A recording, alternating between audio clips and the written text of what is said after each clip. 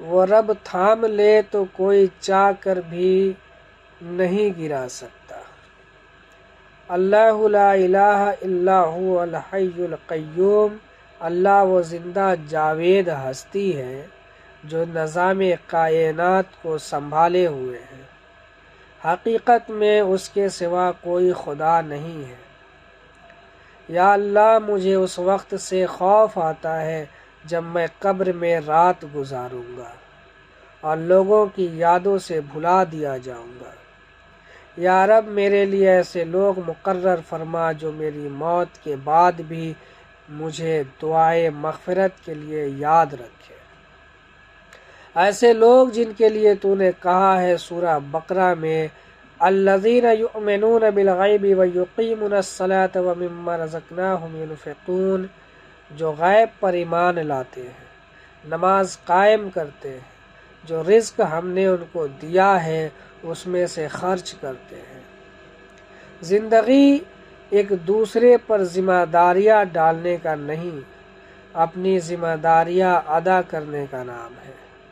مختصر سی زندگی ہے، جہاں تک ممکن ہو محبتیں اور مسکراہٹیں بانٹیں۔ ذالک کتاب لا ریب فیہ ھدی للمتقین، یہ اللہ کی کتاب ہے، اس میں کوئی شک نہیں، ہدایت ہے ان پرہیزگار لوگوں کے لیے۔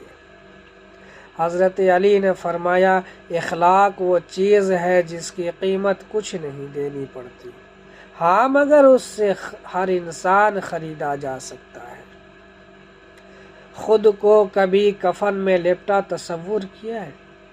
اگر نہیں تو ضرور کریں، آپ کی ساری اکڑ دور ہو جائے گی، آپ کو اپنی اوقات یاد آ جائے گی۔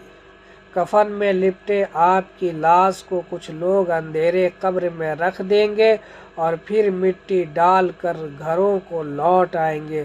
کبھی سوچا ہے اس وقت وہاں کیا چیز ساتھ ہوگی؟ کیا چیز وہاں کام آئے گی؟ اللہ کو راضی کر لے، اللہ کو راضی کیے بغیر مر جانا تباہی ہے۔ پلیز اللہ کو منا لے، موت کا کوئی بھروسہ نہیں ہے۔ اولئک علی ھدی من ربہم واولئک ھم المفلحون، ایسے لوگ اپنے رب کی طرف سے راہ راست پر ہیں اور وہی فلاح پانے والے ہیں۔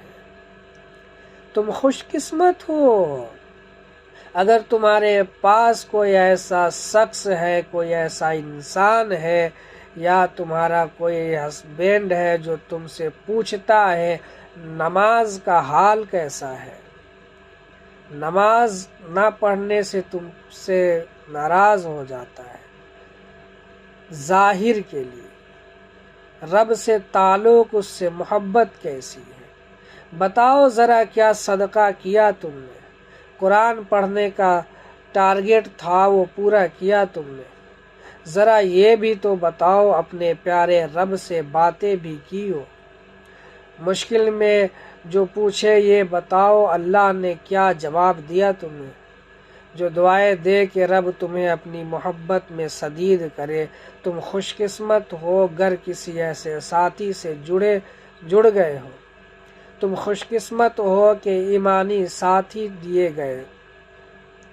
اللہ فرماتا ہے، یا ایھا الذین آمنوا اتقوا اللہ وکونوا مع الصادقین، اے ایمان والو اللہ سے ڈرو اور سچے کے ساتھ ہو جاؤ۔ مایوس ہونا چھوڑ دے، کیوں نہ کہ جو دروازے زمین والوں کی سازشوں سے بند ہوتے ہیں اس سے بڑے دروازے اللہ تعالیٰ کے فضل سے کھل جاتے ہیں۔ قبولیت کا منظر قریب ہے، بس تم شکر کی تیاری کرو۔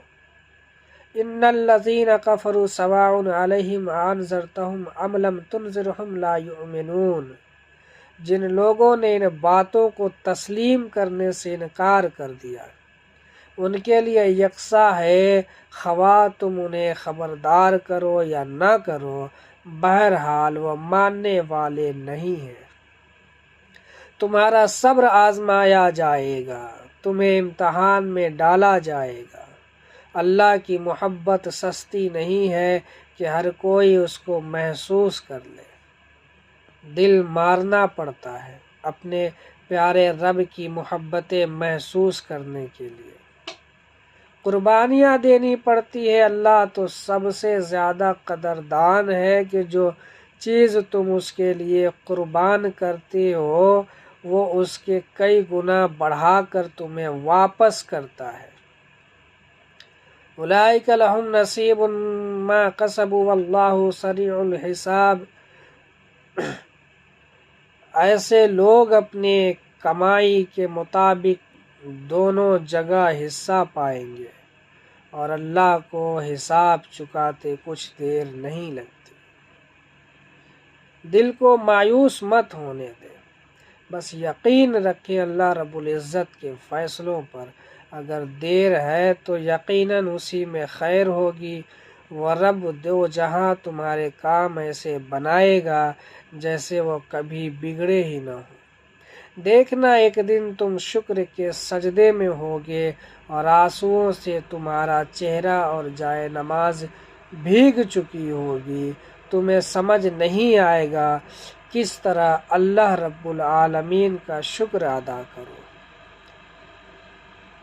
الیس اللہ بأحکم الحاکمین، کیا اللہ سب حاکموں سے بڑا حاکم نہیں ہے؟